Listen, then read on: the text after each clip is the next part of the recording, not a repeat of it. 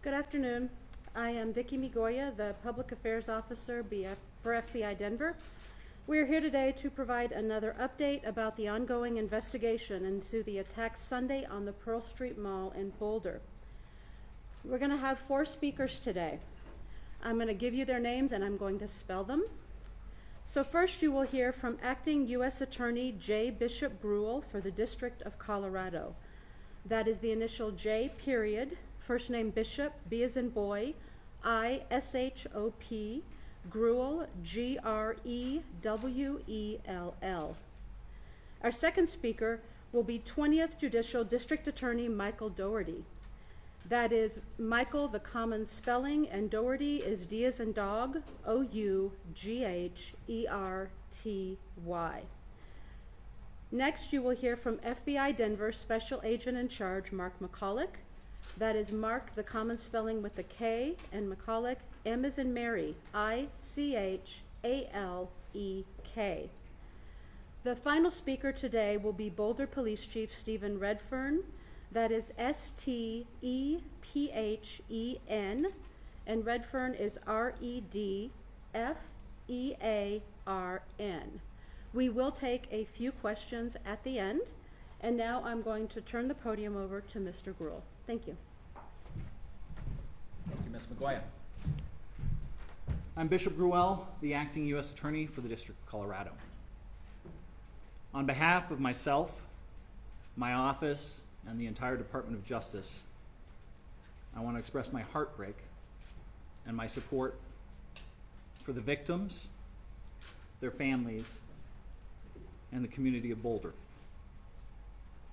I pray for those families, as well as everyone in Boulder, Colorado, and the nation who woke up this morning worried about themselves, their loved ones, and not feeling safe in their own communities because of yesterday's attack. I assure you that my office and our partners are here for you, and we are taking action. I want to thank the first responders, citizens and law enforcement alike, who worked to quickly end this violent attack, save lives, and tend to those who were injured.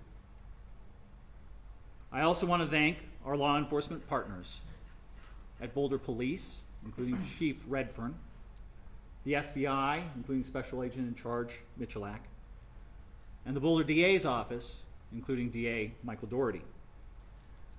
They worked hand in hand with my office as the matter was thoroughly investigated and prepared for charges. And I want to thank our partners in DC, including Attorney General Bondi, Director Kash Patel, and Assistant Attorney General in charge of Civil Rights, Harmeet Dhillon, for their support. My office and AAG Dhillon were in contact yesterday throughout the day, which helped lead to the federal charge that we're announcing today. My office has charged Mohamed Sabry Soliman, age 45, with the commission of a hate crime under 18 U.S.C. Section 249. When that offense includes attempted murder, the statutory maximum federal sentence is life in prison. No one should ever be subjected to violence of any kind. But our laws recognize that such violence is particularly pernicious when someone is targeted because of their race, their religion, or their national origin. According to our complaint and the charges brought by DA Dougherty's office, Mr. Soliman stated that he had been planning this attack for a year. And he acted because he hated what he called the Zionist group.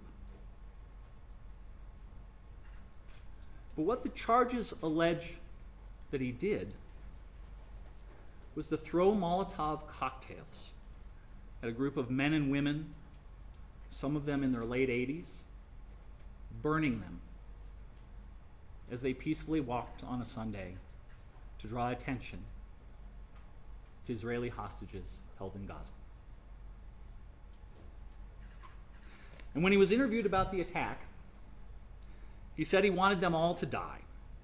He had no regrets, and he would go back and do it again. He said that he had previously tried to purchase a firearm, but resorted to the Molotov cocktails when he could not purchase a gun because he was not a legal citizen. I remind you that Mr. Soliman is presumed innocent until proven guilty. My office and our partners hope justice will help heal the people in this community and in the communities throughout the country shaken by yesterday's attack.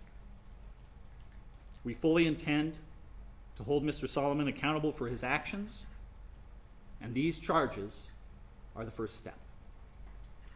Thank you. I'm going to turn it over to DA Michael Doherty.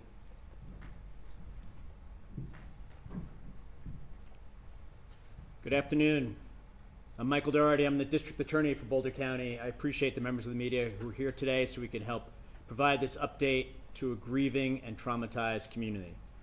What you see here today is us standing shoulder to shoulder, ensuring that justice is done in response to this tragic and terrible attack. We stand united in denouncing hate, terror, and violence in this community. We're united in condemning acts of anti-Semitism, hate, and violence, and we're also united in a strong response to this horrific attack. I stand with this community and the people of the state of Colorado against hate and terror. And we are united in our commitment, both at the federal level and the state level, in pursuing and securing justice for the victims of this mass attack and for the communities that we serve. Boulder is a beautiful and special place, but we're not immune from mass violence or hate crimes, including violent acts of anti-Semitism that impact far too many communities across this country.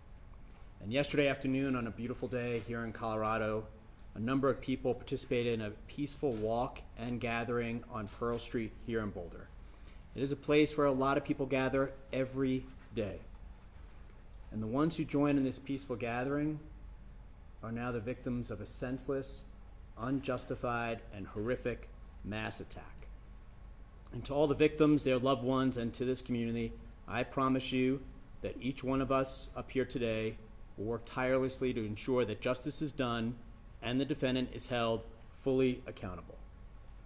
I want to recognize, as the U.S. Attorney did, the response by community members who helped in the minutes immediately following the attack and came to render aid to victims who had suffered through a horrific attack upon them. Also, I want to recognize the courage and the rapid response by the Boulder Police Department, who once again were called to respond to a truly horrific attack upon innocent members of our community and responded without a second of delay.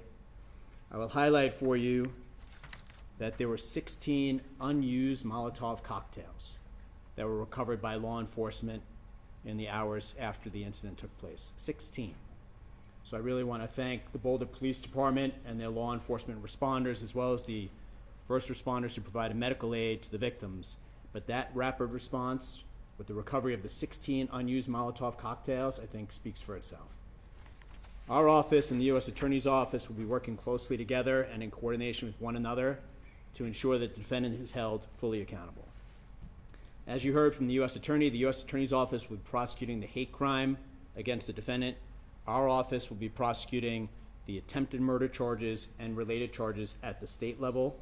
This approach will accurately reflect the actions the defendant is alleged to have taken and the harms that he caused.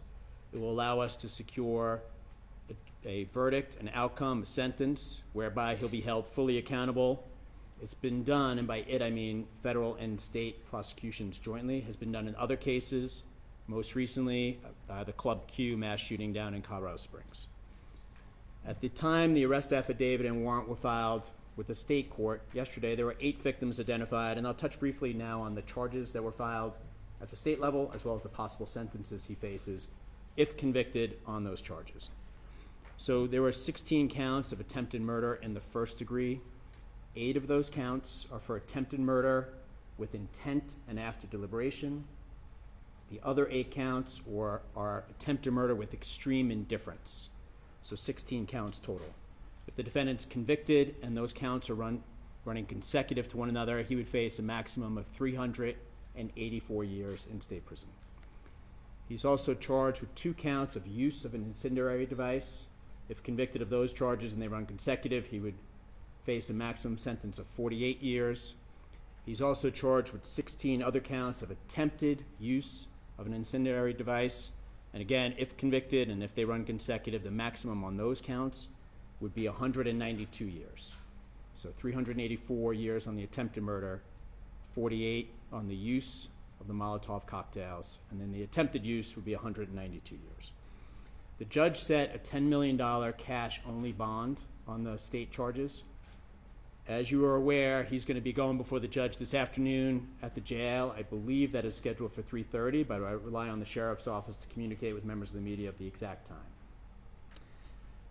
Thanks to the investigation by federal, state, and local partners, and I just want to highlight for you, this is a horrific attack. But as district attorney, when I walk into this building and I see the FBI, Boulder PD, and all the law enforcement partners working, it's the exact response I hope to see. The teamwork they demonstrate, the work they put into it. If you were downstairs right now, you'd see incredible law enforcement officers and investigators working calmly, professionally, and tirelessly to ensure we get all the information we need to get the right outcome in the criminal cases that the U.S. Attorney's Office and my office will prosecute. Through their work, we've now identified 4 additional victims, so there's now a total of 12 victims. And as you'll hear from the FBI special agent in charge, we're going to continue to encourage victims and witnesses to come forward and contact law enforcement. But we now have 12 victims, and on the later this week, we'll be filing formal charges against him. That's our normal process. So the filing of formal charges by the district attorney's office will reflect 12 victims, and if more come forward, additional victims as well. On my final note, what I want to stress is this community has experienced too many tragedies: fires, floods, and mass attacks. But each time I've seen this great community respond with strength, resilience, and support for one another. I trust and hope that that will happen again now. That for the many members of the community who've come forward before to help one another, to support one another, to comfort one another, that will happen again today and in the weeks, months going forward. That once again our community will rally to restore peace and to bring support and comfort one another during this dark hour. As your district attorney, I want to remind the members of the media and the community that the defendant's innocent unless and until proven guilty, and the charges are merely allegations. I'm going to turn it over to the special agent in charge of the FBI, and then we're happy to take questions after each one of us is done. Thank you. Good afternoon. I'm Mark McCulloch, Special Agent in charge of the FBI's Denver field office, and want to provide a quick investigative update. The FBI has been here on the scene in Boulder for the past 24 hours, and we stand shoulder to shoulder with the Boulder Police Department and our partners. Their heroic and swift actions clearly saved lives. As mentioned, there were 16 unused Molotov cocktails within arm's reach of the subject at the time of his arrest. So there is no question that the first responders saved lives and prevented further victims from being injured.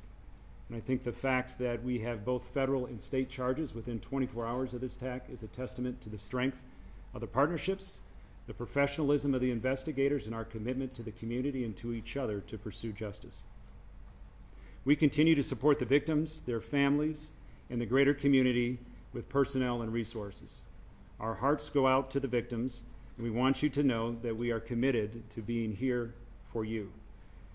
Since 2 o'clock yesterday, more than 30 special agents, intelligence experts, and professional staff have deployed to provide forensic, investigative, and crisis management support, as well as additional resources are being surged from other field offices and at our headquarters in Washington, D.C., and they're on the way.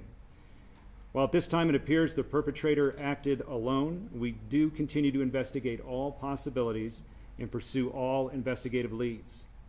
If we uncover evidence that others knew of this attack or supported the subject in this attack, rest assured that we will aggressively move to hold them accountable to the fullest extent of the law. Since the investigation began 24 hours ago, the FBI has conducted 44 witness interviews. We've executed search warrants on vehicles, property, and digital devices. We've deployed our full evidence response team both to Boulder at the main crime scene and the execution of a search warrant at a residence tied to the subject in Colorado Springs.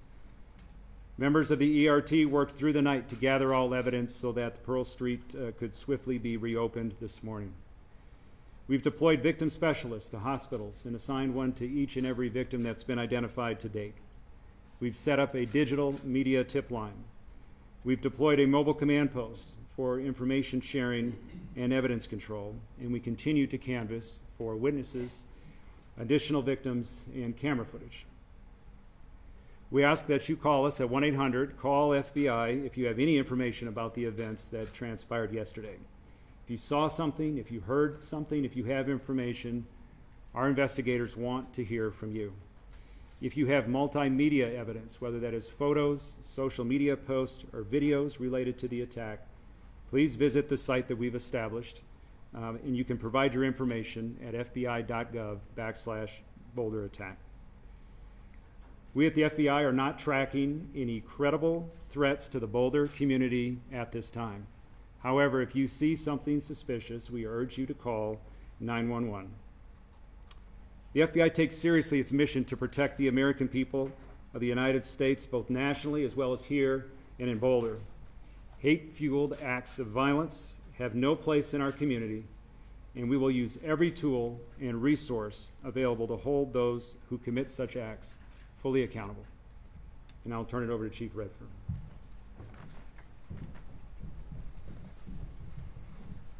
Thank you. Good afternoon. Again, my name is Stephen Redfern. I have the honor to serve as the police chief here in Boulder. I want to give a few updates from the city and the police department before we take some questions. So today, in the aftermath of this heinous terrorist attack in our city, I again want to start with thanking our partners. I think we've all alluded to the importance of partnerships. I can tell you, as I was rushing to the scene yesterday, one of the first or second calls I made was to the special agent in charge, because no matter what this ended up being, I knew we would need help. And once again, the FBI, all of our state, local, and federal partners have stepped up, and we are absolutely in a really good place for 24 hours into this investigation, in my opinion. Michael Doherty alluded to it, but the work that I've seen in this building and out on the street in the last 24 hours is remarkable. And every single person working on this investigation is doing their job above and beyond to bring justice to these victims, including the men that stand behind me here, and I'm grateful. The scene, as you may know, around 2 in the morning, we released the scene. So as of this time, we have no active closures in downtown Boulder. We have no areas closed off. We spent an extensive amount of time yesterday up until the early morning hours today with bomb dogs, our bomb squads, ensuring that there were no other threats in the area, and people were allowed after midnight to go back in, get vehicles, and businesses have been allowed to reopen if they so choose. I can tell you this morning I walked down Pearl Street with members of my team. I interacted with a lot of business owners, community out there, and the way I felt leaving there was I was heartened. I was heartened by the resilience of our community, the positive attitude that people had, the understanding of the inconvenience of yesterday with businesses having to close, and really I walked out of that thinking, we're going to be okay. Once again, as a community, we're going to recover after coming together. A little bit more on community. So we are aware of events this week. We're aware of things coming up in the next, we're looking 7 to 10 days out at other events, and we are going to ensure, along with our partners, that we have adequate coverage, law enforcement coverage, security at any event that's taking place this week. We want to ensure that people feel comfortable and safe in this community gathering and remembering what happened, as well as any other planned events that we have. We will be relying upon our partners, such as the State Patrol, to ensure that we have proper coverage where people can feel safe. Before this attack, we had the Boulder Police Department, the City of Boulder, had very strong relationships with our Jewish community. We even have an officer assigned as a Jewish community liaison with Boulder PD. Those relationships have paid off dividends during this attack, and I know going forward in the aftermath, we're going to continue to work with our community. I've been in contact via phone, email, and text throughout the day and last night with members of our Jewish community. Myself and the district attorney will be leaving shortly to have a meeting with community leaders from our Jewish community as well. The message there, the bottom line message, is we want everyone to feel safe. We will not condone these types of attacks and acts in our community. I will reiterate what was prior said. It is never an inconvenience for someone to call the police if they feel uncomfortable about a situation, if they see something odd, if they see a person acting in a suspicious manner. Let us come out and let us determine if there is some validity to people's suspicions. That's why we are here. So please call us if you see something. Literally, the old see something, say something adage applies here. Please call us if there's anything that's making you feel uncomfortable in the community. And lastly, I just want to say again, we have been contacted, the city and the police department from all over the world, with outpouring of support, messages of support, and I want to thank you. It matters. It makes a difference going forward. So I appreciate all of that. With that, I'm going to turn it back over to our public information officers for some questions. All right, I will try to call on people for questions, and I will repeat the question, hopefully, so everybody can hear it, and then turn it over to our experts for answers. Yeah, Tony. Chief, or anybody up there, do we have any new video showing how he walked in with these 16, 18, 19 Molotov cocktails? That's not a one-walk trip. Anything you've been able to discover to show how they got there? So the question is, do we have any new video evidence about how he entered the area with the Molotov cocktails he had? I'm behind you. Thank you for the question. We are, as I speak, we have teams of detectives partnered with FBI on Pearl Street, going business to business, door to door. That we're piecing together a timeline using video, license plate readers, all of those things, relying heavily on our federal partners. As of right now, I have not been made aware that we actually have video of him carrying anything into that area. Obviously, we're looking at that, and if someone were to have that video, please contact the 1-800 number that the special agent in charge mentioned, or you can contact us as well at BPD. There's a high likelihood it's out there, and I don't know the existence of it yet. Yeah, Dave. Yes, can you tell us any updates on the 8 original victims, and then any more information on the 4 people that you've identified as well?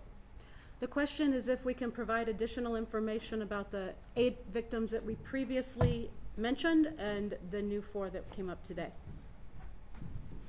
Thank you. Regarding the victims, prior to this press conference, I received an update that we still have 2 victims in the hospital. I believe those are the 2 that were flown to University Hospital in Aurora. I believe the victims, the additional victims that we learned of today, the reason we didn't know about them until today was their injuries. Thankfully, were more minor in nature. They've come forward to be interviewed and things, and then we realized that they did have injuries. So we're counting everyone who received any sort of injury in this attack in that number. So as far as I'm aware right now, 2 people still in the hospital, and again, our thoughts are with them as they recover. Yeah, right here. Do you know how many people were in the original peaceful march from the group that was there originally? So the question is, do we know how many people were participating in the group's peaceful march on Sunday? I do not have an exact number of the people that were there for the peaceful gathering.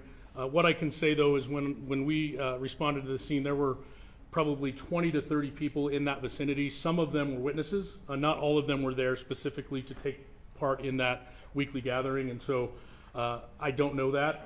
But in the area, we had 20 to 30 folks right there at the courthouse with a lot of other people coming and going with the businesses right there. Yeah, we're here.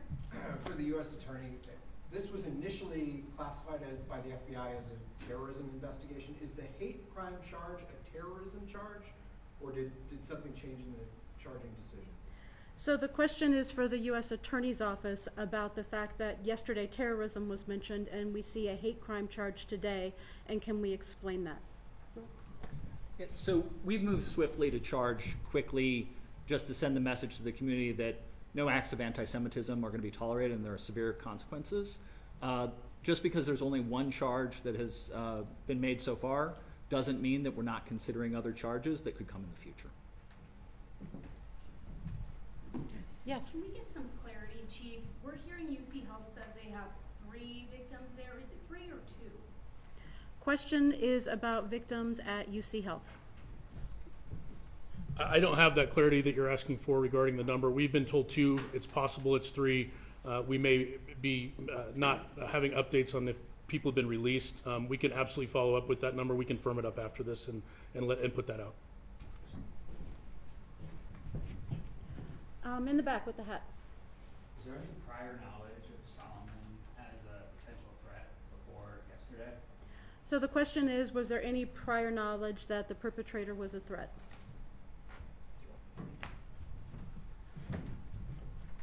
Regarding the suspect, obviously we're still looking into him, his whereabouts, all of that. He was not on our radar in Boulder. We had no prior contacts with him here. I can't speak to his criminal history. I'm not sure if the special agent in charge has anything to add, but this was not someone that we were aware of prior. Yes. Mr. Soliman has a wife, multiple children back at his home in Colorado Springs. Given his status as being here illegally for the last 2 or 3 years, is there any knowledge of how they've been cooperating and what happens to them moving forward given the situation for his citizenship? The question is about the suspect's family and their status and what might happen to them next. As far as the family, as I mentioned, we executed a search warrant at the residence in Colorado Springs last night, and the family was cooperative for that. Regarding their status, I would just defer you to the Department of Homeland Security. Sir, can you talk about what you were looking for and what you found in that search warrant? So it was part of this investigation. It's a logical part of our investigation to see if there's additional evidence there. Evidence was recovered, including digital evidence, and we're reviewing that now to determine, as the acting U.S. Attorney said, if additional charges are warranted down the road. Was he on your radar, like terrorism task force, like him as a person or as a potential suspect? So the question was the subject on our radar locally as part of our joint terrorism task force, and the answer is no. Okay, thank you very much for being here today. Those are all the questions we're going to take. I was just curious about the incendiary. What are they made up of? Are you allowed to talk about what they're made up of, or how what is this actual devices that were used? Yeah, we'll answer one more. Sorry. So last question on the specifics on the incendiary devices. There were really 2 chunks of incendiary devices that were recovered. We've referred to Molotov cocktails, which are like glass jars with material in them that are combustible, flammable, like gasoline, and then a rag that's used with a fire to ignite them and throw them. In addition to that, it appeared he had a backpack for like a weed killer, but that contained flammable liquid in it as well. How many were used? All right, so later this afternoon, I can tell you that the U.S. Attorney's Office will have a brief news release that will be made public. We don't anticipate another large media briefing at any time in the future, but the prosecutor's offices, both the district attorney as well as the U.S. Attorney's Office, will have updates for the media as their cases proceed. And now at this time, our principals here do have another meeting to attend, as they referred to. So thank you very much for coming today.